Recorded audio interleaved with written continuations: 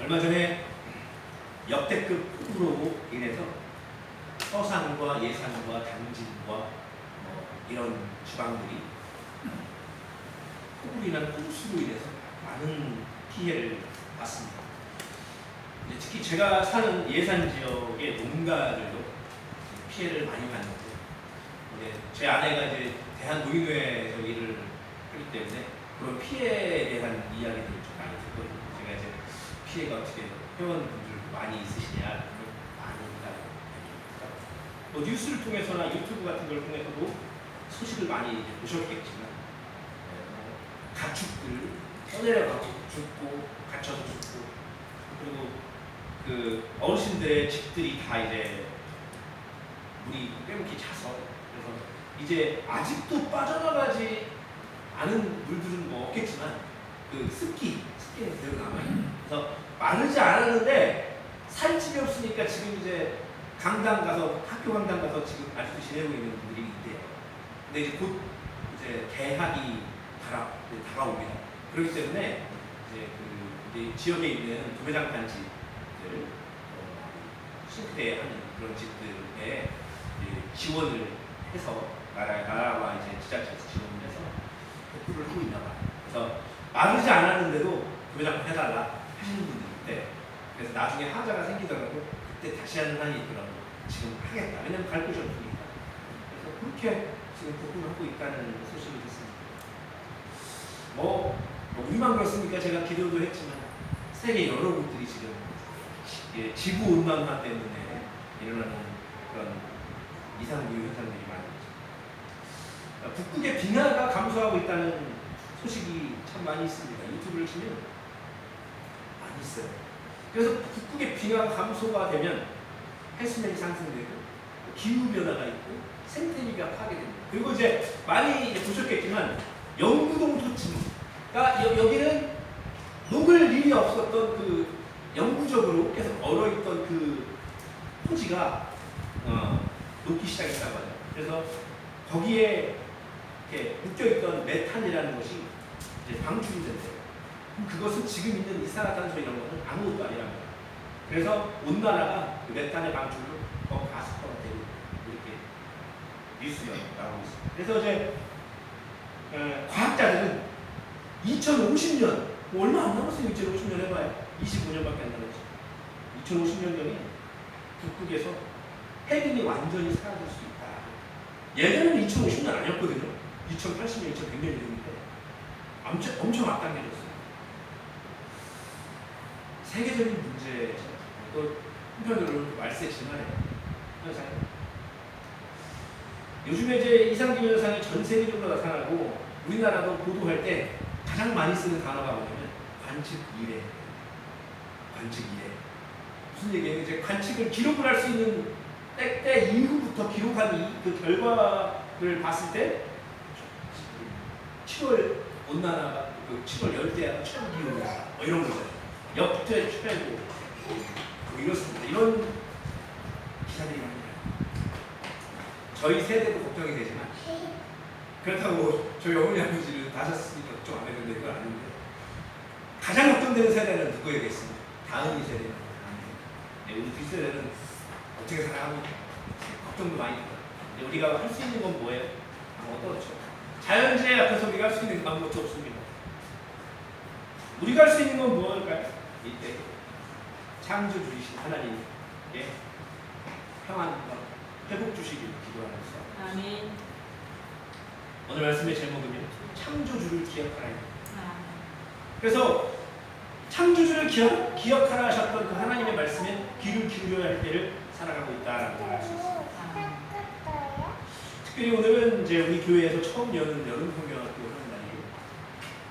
다은이 한 명밖에 어린이가 없지만 다은이가 잘 아는 두 가지 이야기인 천지창조의 이야기와 노아의 방주 이야기를 통해서 하나님의 말씀을 배우는 시간이 있습니다. 그런 의미로 오늘 본 예배 설교도 짧지만 세상을 만드시고 나를 만드신 창조주 하나님에 대한 이야기를 준비했습니다. 짧은 시간이지만 큰 은혜가 있기를 원합니다. 오늘 본문에 대해서 나눠볼까요? 본문 3절, 아까 읽었지만 다시 한번 읽어보겠습니다. 본문 3절 시작. 그런 날에는 집을 지키는 자들이 이끌 것이며 힘 있는 자들이 거두어질 것이며 맷돌질하는 자들이 적으로 그칠 것이며 창들로 내다보는 자가 무거워질 것이며. 본래에 오늘 본문 말씀 1절에 보면 1절에 곤고한 날이라는 게 있습니다. 곤고한 날. 그 곤고한 날이 3절 말씀에 있는 이때 무슨 때냐면 노년의 때를 말합니다. 사실 노년의 때. 그런 의미로 3절에 등장하는 특징이 있는 사람들 4가지 특징이 있습니다. 그런 날에는 집을 지키는 자들이 떤다. 이게 무슨 얘기냐면 팔과 다리예요. 이게 팔과 다리 신체. 원래는 괜찮았죠. 원래는 튼튼했습니다. 근데 이제는 떨리는 그런 힘이 없는 상태가 된다. 힘 있는 자들이 구부러진다. 무슨 얘기일까요? 이게 허리를 말할 수 있습니다. 허리가 이제 꼿꼿했지만 노년이 되면 어려우니까 구부러진다. 맷돌질하는 자들이 적다. 그래서 그칠 거죠. 무슨 얘기겠어요? 이게 치아치. 치아가 맷돌질한다고 우리가 표현을 하잖아요. 근데 이게 없으니까. 창들로 내다보는 자가 어두워진다. 무슨 얘기일까요? 눈이 어두워진다. 노년의 때를 말합니다. 근데 오늘 본문 4절을 보면 또 그 특징이 이어지는데 귀가 어두워지는 상황을 표현할 때 맷돌 소리가 적어진다. 맷돌 소리가 적어진다. 무슨 얘기예요? 아까 이제 치아 얘기했지만 이제 그 소리가 들리는 소리가 원래 똑같았는데 점점 총력을 상실해가면서 어두워진다. 또 그럼에도 불구하고 잠귀는 되게 밝아져요. 일찍 일어나시는 분도 계시고 무슨 얘기예요?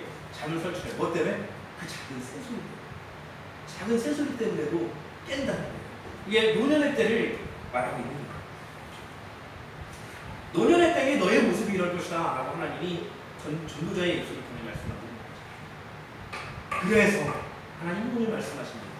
1절 말씀에 말씀하시고 1절 말씀 다시 한번 볼까요? 시작.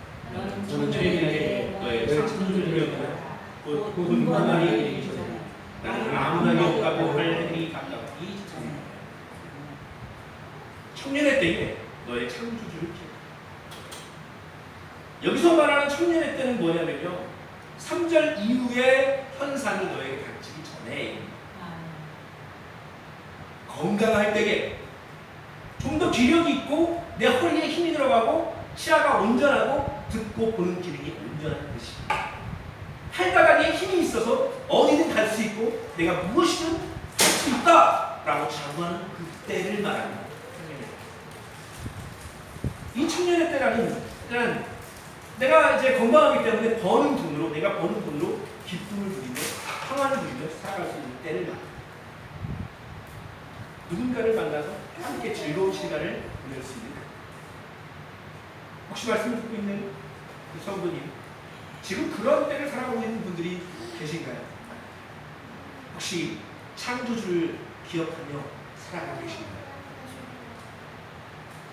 여러분, 청년의 때 내가 무엇이든 할 수 있을 것 같은 그때는요, 우리가 심각하게 창조주 하나님을 기억하면서 하나님 나를 창조하셨구나 순간순간 생각하면서 되뇌이면서 살아가지 않습니다. 때때로 어려울 때에 하나님을 찾기는 하겠지만 잠시나마 일주일에 한 번 나와 예배드리는 이 시간 가운데에 하나님을 생각할 수 있을까 싶지만 그 외의 시간들에는 하나님을 생각할 겨를은 없습니다. 이게 삶을 한번 돌아보십시오. 그렇기 때문에 오늘 하나님은 이 전도서의 저자의 입술을 통하여 그 청년의 때를 살고 있는 진짜 청년의 세대들에게 말할 수 있는 것이고, 또 나이 때는 청년의 때는 넘었을지라도 아직 힘이 있어 뭐든 할 수 있는 건강한 시기에 어떤 중년의 시기, 노년의 시기 분들도 아주 건강한 분들 계시잖아요.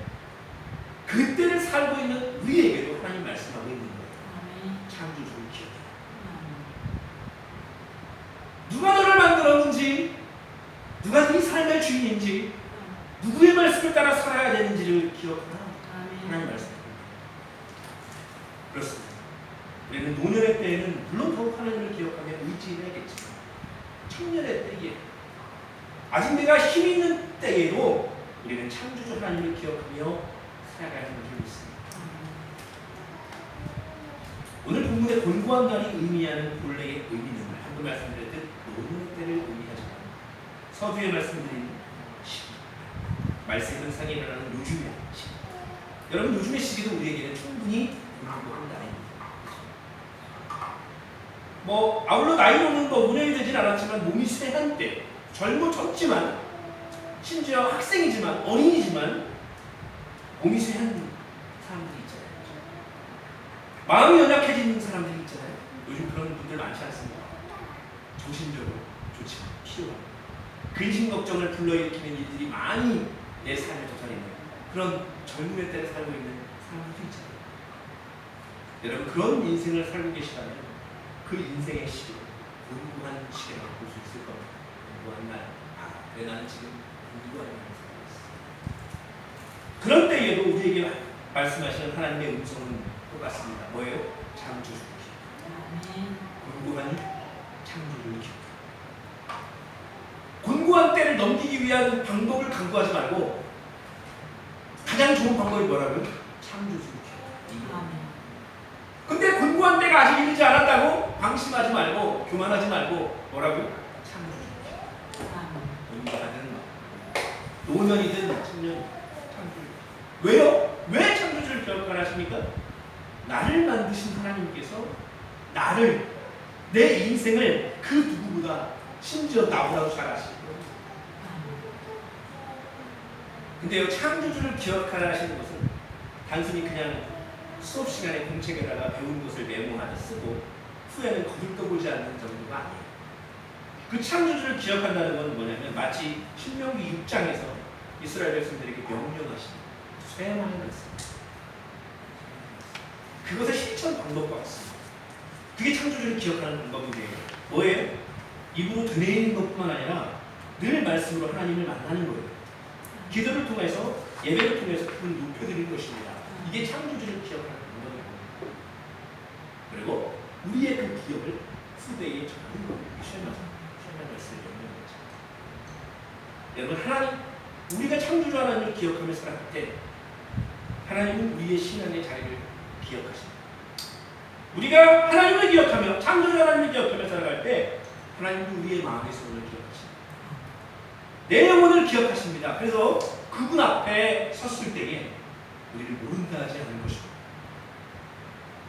모쪼록 공고한 날을 살고 있는 인생이라면 더욱 하나님을 기억하며 공고한 날이 이르기 전인 청년과 같은 삶의 자리에 있더라도 말씀처럼 창조주 하나님을 기억하고 겸손과 경외하는 마음으로 그분 앞에 서는 믿음의 길을 가시는 저 여러분의 신앙의 길이 될 수 있기를 간절히 소망합니다. 기도하겠습니다.